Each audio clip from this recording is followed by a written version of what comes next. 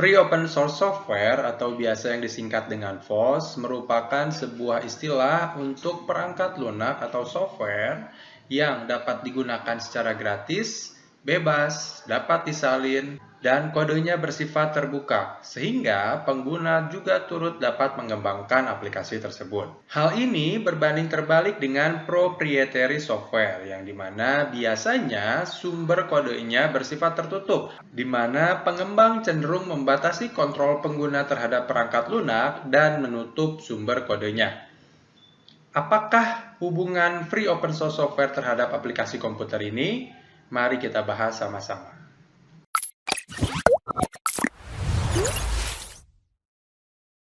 Pada bab 2 ini, mata kuliah pengantar aplikasi komputer, kita akan membahas mengenai free open source software atau biasa disebut dengan FOSS. FOSS ini sangat berkaitan erat dengan mata kuliah pengantar aplikasi komputer. Mengapa? Karena saya yakin sebagian mahasiswa hanya mengetahui Microsoft Office sebagai aplikasi perkantoran. Sementara banyak sekali aplikasi-aplikasi yang gratis dan tidak perlu berbayar untuk memenuhi keperluan sehari-hari. Sebelum kita jauh membahas, kita harus pahami dulu bahwasannya pembajakan software di Indonesia itu sangat tinggi. Beberapa sumber mengatakan ada lebih dari 80% software di Indonesia itu bajakan. Bahkan Indonesia meningkati peringkat ke-12 negara pembajak software. Hal ini tentunya sangat miris mengingat masyarakat Indonesia atau negara Indonesia sendiri memiliki jumlah populasi yang sangat banyak. Sebelum kita jauh membahas, hal yang pertama yang harus dipahami oleh mahasiswa itu sendiri adalah software itu secara lisensinya terbagi terhadap dua. Ada yang gratis, ada yang berbayar, ada yang sifatnya free atau ada yang sifatnya proprietary. Dari masing-masing jenis lisensi tersebut, masing-masing jenis lisensinya terdapat dua pilihan pula, yaitu open source dan juga closed source. Ya, beberapa jenis aplikasi-aplikasi yang berbayar diantaranya ya Microsoft Office. Microsoft Office itu sebenarnya adalah aplikasi yang sifatnya berbayar. Namun kadangkali orang-orang tidak menyadari hal itu. Bahkan budaya pembajakan sudah dianggap lumrah di Indonesia ini. Beberapa macam software berdasarkan distribusinya. Yang pertama ini ada freeware ya.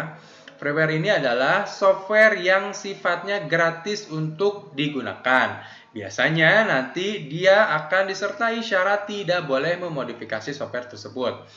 Lalu ada pula syarat yang harus untuk kepentingan non-komersial tetapi syarat mutlak sebuah software disebut freeware adalah tanpa batasan jumlah dan waktu pemakaian. Nah, software-software ini biasanya banyak sekali digunakan yang sifatnya gratis. Seperti contoh misalnya aplikasi Smadaf ya. Nah, Smadaf tersebut sifatnya gratis, tapi kalau misalnya kita ingin donasi bisa. Dan syarat dari Smadaf tersebut adalah aplikasinya atau softwarenya tidak digunakan untuk kepentingan komersial. Ya, kepentingan komersial itu apa? Jika misalnya kita memiliki Smadaf, kita tidak boleh menjual software tersebut. Karena software tersebut dari pabriknya atau dari pengembangnya diciptakan memang gratis. Yang berikutnya ada shareware. Nah, kalau shareware ini adalah software yang dapat di-download dan digunakan pengguna hanya untuk dicoba. Jika misalnya penggunanya merasa softwarenya bagus, maka software tersebut harus dibeli. Ciri-ciri dari software ini biasanya software tersebut diberikan masa trial sepanjang 30 hari. Contoh dari shareware ini, beberapa software yang sifatnya berlisensi kebanyakan sekarang memberikan waktu memberikan waktu kepada para penggunanya untuk mencoba terlebih dahulu si software tersebut. Seperti contoh Adobe. Ya, untuk aplikasi Adobe tersebut, ketika kita pertama kali mencobanya, kita bisa menggunakan trialnya. Setelah 30 hari, maka kita diharuskan untuk membeli atau tidak bisa menggunakannya lagi. Yang berikutnya ada firmware. Nah, kalau firmware ini adalah sebuah perangkat lunak yang letaknya berada pada ROM, read only memory. Nah, firmware ini tidak dapat berubah maupun walaupun sudah tidak dialiri oleh listrik dan tempat penyimpanannya pun tidak dapat diubah oleh ROM. Contoh dari firmware ini adalah BIOS ya, BIOS. BIOS ini adalah Basic Input Output System. Nah, kalau BIOS ini, kalau misalnya di pertemuan pertama kemarin kita bahas mengenai perbedaan antara sistem operasi dan aplikasi. Nah, di dalam komputer juga terdapat sebuah firmware atau BIOS. Nah, BIOS ini secara garis besar dia gunanya untuk mengkontrol perangkat-perangkat keras seperti hard disk, prosesor, dan lain sebagainya. Yang keempat ada commercial software, yaitu perangkat lunak yang digunakan untuk tujuan komersil yang dapat dibeli kepada para pengembang software, pendistribusi, dan kepada rekan-rekan sesama pengembang software. Tetapi syaratnya pengguna software ini tidak dapat menyebarluaskan software tersebut atau membagi ulang softwarenya kepada pihak lain secara gratis atau tanpa izin penerbitnya.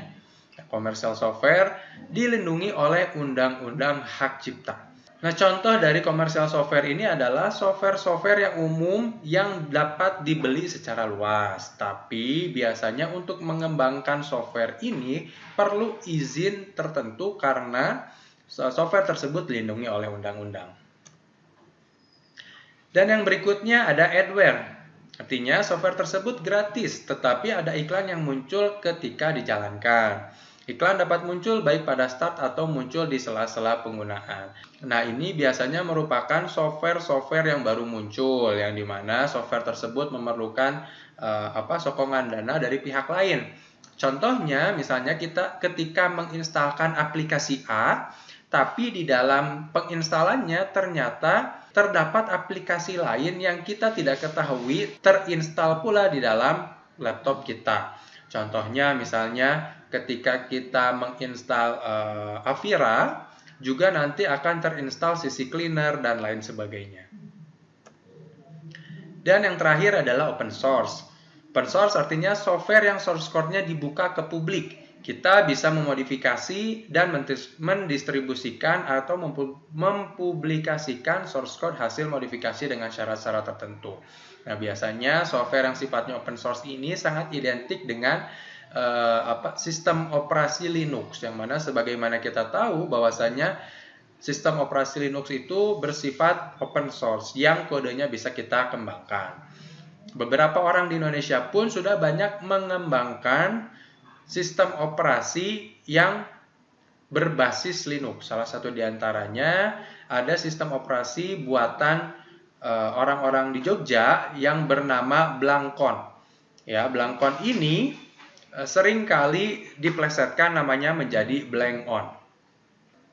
Nah, yang berikutnya kita sama-sama akan bahas mengenai free open source software. Nah, di layar kalian sudah dapat dilihat ada beberapa software yang sifatnya gratis dan dapat digunakan atau sumber kodenya terbuka, source code-nya terbuka. Di antaranya ada Linux, ya, ada Android, ada beberapa distro dari Linux juga. Nah, seperti SUSE dan Ubuntu. Nah, ini semua sistem-sistem yang sifatnya open source. Nah, lalu definisi dari open source itu sendiri apa sih?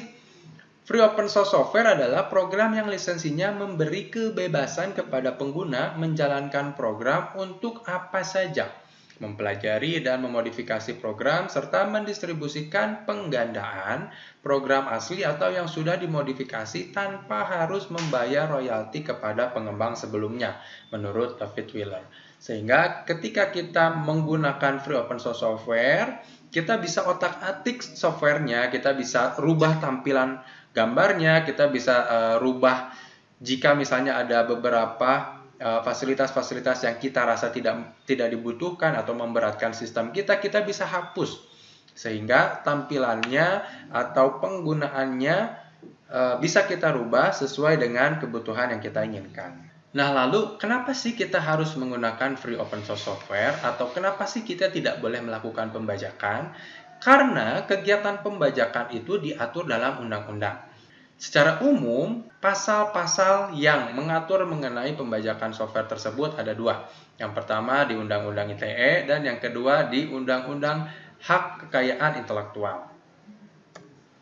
Pada pasal 30 Undang-Undang ITE tahun 2008 ayat 3 disebutkan bahwa setiap orang yang sengaja dan tanpa hak atau melawan hukum mengakses komputer dan atau sistem elektronik dengan cara apapun dengan melanggar, menerobos, melampaui, atau menjebol sistem pengamanan. Ancaman pidana pada pasal 46 ayat 3, setiap orang yang memenuhi unsur sebagaimana dimaksud dalam pasal 30 ayat 3 dipidana dengan pidana penjara paling lama 8 tahun dan atau denda paling banyak 800 juta rupiah. Nah, bentuk contoh kegiatan dari pelanggaran yang ada dalam pasal ini adalah salah satunya cracking.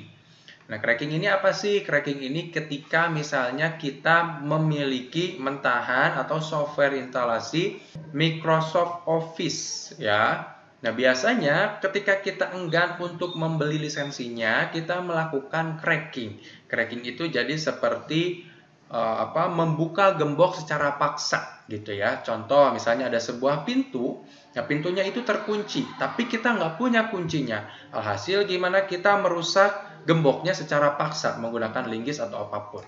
Nah, itulah yang kalian lakukan ketika kalian memiliki Microsoft Office tanpa membeli lisensinya. Dalam beberapa bulan setelah penggunaan, Microsoft Office tersebut akan terkunci dan tidak bisa digunakan lagi. Ada beberapa orang yang memilih untuk membeli dan ada beberapa orang yang memilih untuk cracking. Kegiatan cracking tersebutlah yang dimaksud dalam pasal 30 Undang-Undang ITE tahun 2008 ayat 3. Dan yang berikutnya adalah pasal 34 Undang-Undang ITE tahun 2008 ayat 3. Yang berbunyi setiap orang yang dengan sengaja, tanpa hak atau melawan hukum memproduksi, menjual, menggandakan, untuk digunakan, mengimpor, mendistribusikan, menyediakan, atau memiliki. Nah, kegiatan yang dimaksud adalah misal ketika kalian memiliki instalasi Microsoft Office dan teman kalian meminta instalasi Microsoft Office tersebut, kalian dengan sadar melakukan copy instalasi Windows tersebut dan digunakan oleh teman kalian. Nah, kalian telah melanggar salah satu bentuk pelanggaran yang dimaksud dalam pasal 34 Undang-Undang ITE tahun 2008 ayat 3. Dan yang terakhir adalah pasal 27 Undang-Undang Hak Cipta ayat 3 yang berbunyi barang siapa dengan sengaja dan tanpa hak memperbanyak penggunaan untuk kepentingan komersial suatu program komputer dipidana dengan pidana penjara paling lama 5 tahun dan atau denda paling banyak 500 juta rupiah. Nah, contoh kegiatannya adalah pembuatan dan penyebaran CD software bajakan, game, dan aplikasi. Nah, sekarang ini sangat banyak dan mudah sekali ditemui para pelaku duplikat software bajakan yang biasanya ada di ruko atau di pinggir jalan dan lain sebagainya, dan mereka dengan tanpa sadarnya melakukan pembajakan. Nah, sebenarnya itu sudah melakukan pelanggaran terhadap undang-undang yang dimaksud. Lalu pertanyaan berikutnya mungkin seperti ini. Kenapa sih kita harus menggunakan FOS? Tentunya yang pertama adalah gratis. Ya, dibanding kita harus melakukan pembajakan atau melakukan pembobolan terhadap sebuah sistem, ya, maka dari itu kenapa kita tidak menggunakan software yang gratis saja? Gitu ya. Karena software-software yang gratis ini sudah jelas kita tidak perlu melakukan pembajakan lagi. Dan yang kedua adalah lebih aman karena legal. Karena begini, ketika kita melakukan cracking terhadap sebuah software atau ya kita sebut saja Microsoft Office, file crack-nya atau aplikasi yang digunakan untuk melakukan cracking tersebut belum tentu aman. Seringkali website-website penyedia crack tersebut merupakan website-website yang berisi sisipan-sisipan virus. Dan sekarang di tahun 2022 ini aplikasi antivirus atau Windows Defender yang tersedia di dalam Microsoft itu sudah sangat sensitif mengenai file-file cracking seperti itu.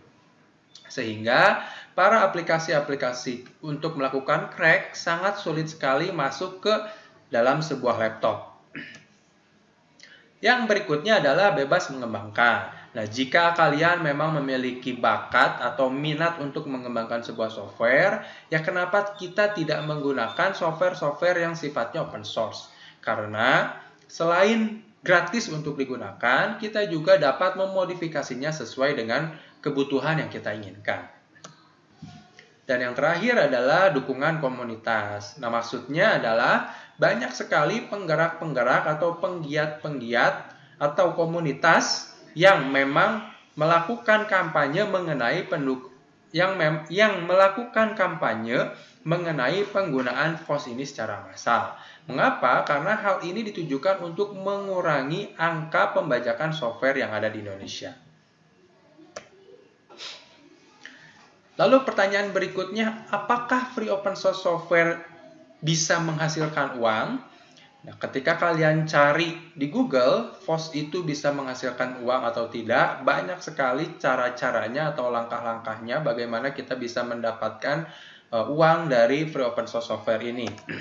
Nah, di antaranya yang pertama kita bisa melakukan pengiklanan. Contoh misalnya kita menyediakan sebuah website yang bertujuan untuk bisa disisipi iklan oleh beberapa platform yang akan mengiklankan produknya di dalam website kita. Nah, itu dari advertising itu kita dapat menghasilkan uang. Nah, lalu yang berikutnya ada forum sponsorship. Sering sekali banyak orang atau para pelaku open source ini memberikan sponsor terhadap pengembang-pengembang sistem yang masih baru dan membutuhkan dukungan dana. Sebagaimana yang kita tahu, untuk mengembangkan sistem itu memang tidaklah mudah. Namun, banyak sekali orang yang peduli terhadap ini.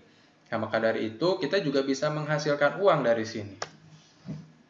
Nah, lalu ada juga yang mendapatkan uang dari membuat buku. Bagaimana caranya? Ya, ketika kita sudah bisa membuat sebuah software, kenapa tidak jika misalnya kita dokumentasikan, membuat buku, dan bukunya tersebut dijual. Nah, lalu dari bentuk-bentuk workshop. Nah, workshop ini sebetulnya biasanya diadakan oleh Kominfo. Biasanya dari kegiatan workshop ini, kita tidak hanya diberikan software yang gratis, dan juga dibuatan orang Indonesia sendiri, tapi juga biasanya dari pelatihan ini kita kadangkala diberikan uang pendampingan dari kegiatan-kegiatan tersebut. Dan yang terakhir adalah, menurut Anda, cara apakah yang harus ditempuh untuk menekan angka pembajakan software di Indonesia? Jawabannya ditulis di kolom komentar ya. Terima kasih. Demikianlah pembahasan mengenai free open source software. Mudah-mudahan videonya bermanfaat dan sampai bertemu berikutnya.